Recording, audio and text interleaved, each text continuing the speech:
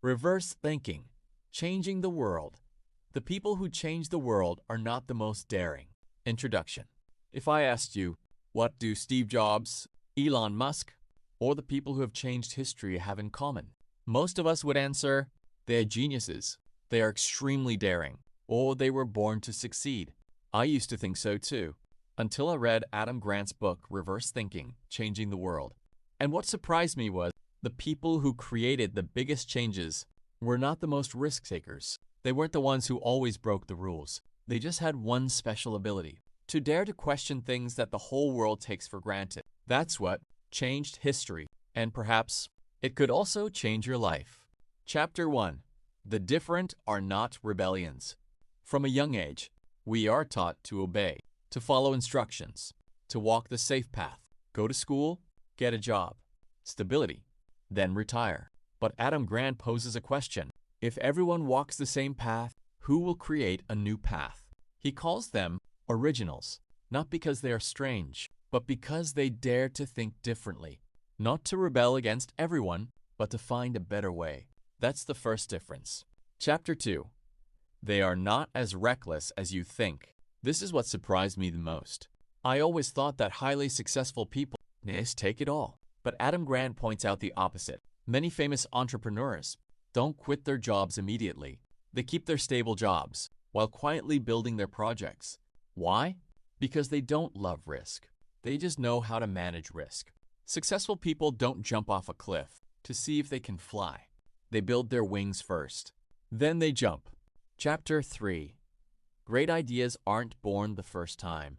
There's one thing about this book that completely changed my thinking. We often believe that talented people always come up with perfect ideas right from the start. But that's not true. The most creative people are actually the ones who generate many ideas. Of those, most fail. But it is precisely because of that quantity that they find the truly excellent ones. Adam Grant reminds us, don't be afraid of bad ideas, because they are the path to great ideas. Chapter 4. The greatest enemy is silence. How many times you see something wrong, but you don't speak up, not because you agree, but because you're afraid of being different. Adam Grant tells many stories about accidents, major failures. The cause wasn't a lack of people knowing the truth, but because no one dared to speak. I realized silence is sometimes more dangerous than mistakes.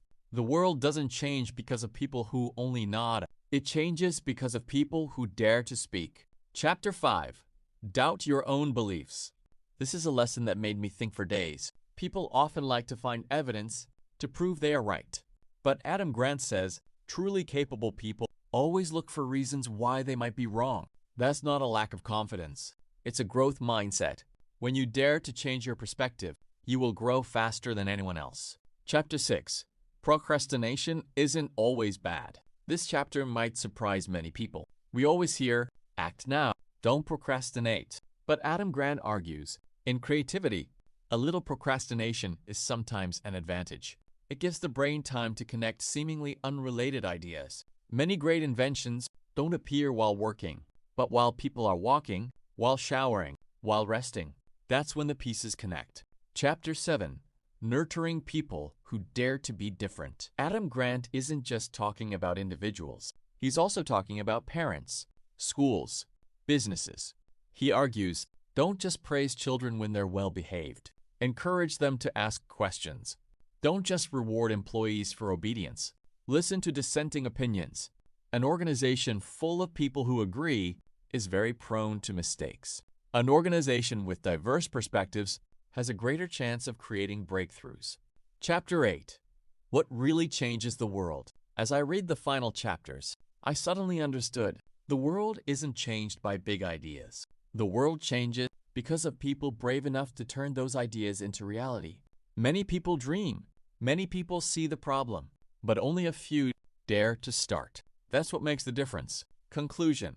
An inspirational message. When I closed the book, I no longer looked at those who were different with the same eyes. I understood that they weren't trying to be special. They just refused to accept the answer. It's always been like this. Adam Grant doesn't advise us to fight against all the rules. He only reminds us that be curious enough to ask questions.